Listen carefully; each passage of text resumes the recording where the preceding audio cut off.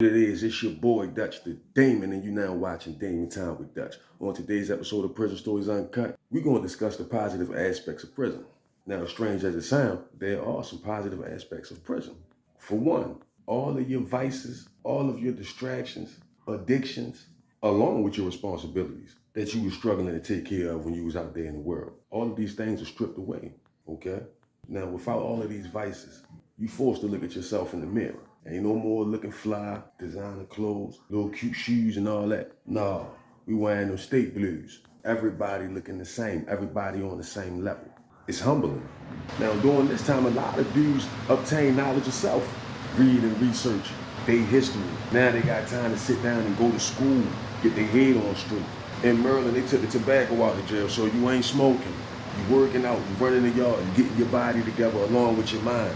You sitting back and seeing who's really in your corner. Now you can differentiate friend from associate. It's going to show you what it's like to be alone. It's going to teach you discipline, see? It's going to teach you hard work. Because you can be working for $1 a day, and then if you avoid the nonsense, you can actually get something positive out of it that was intended to be negative.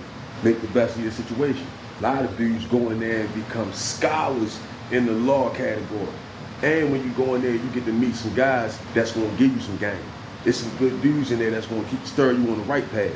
Everybody in there ain't into negativity. A lot of them dudes done changed their life in there. They just can't get out to even prove themselves to society that they can be productive in society. A lot of dudes committed them crimes when they was young, man, and then got old in the joint. They ain't even the same person no more. Shit, a lot of dudes go to prison and learn brotherhood. See, all of this stuff is important for when you released, you come home with that knowledge, you come home with that game, and you know how to move now. You know not to make them same mistakes.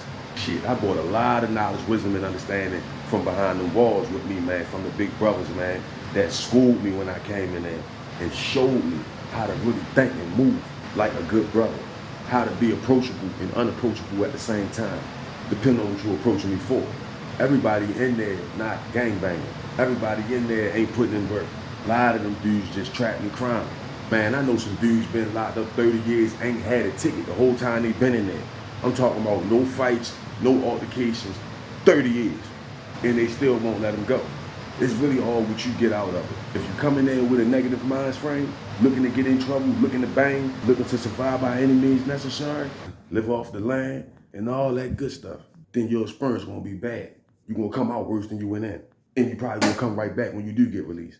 But if you go in there with that mind frame that nothing in here matters, it's all about getting out of here, maintaining health, strengthening your mind, as well as your body, eating right, maintaining relationships with your family members on the outside, trying to establish a little hustle or a job or something in there where so you can have some money when you are released. See, these type of people, when they go to prison, they usually have a smooth stay, do their time and get the fuck on.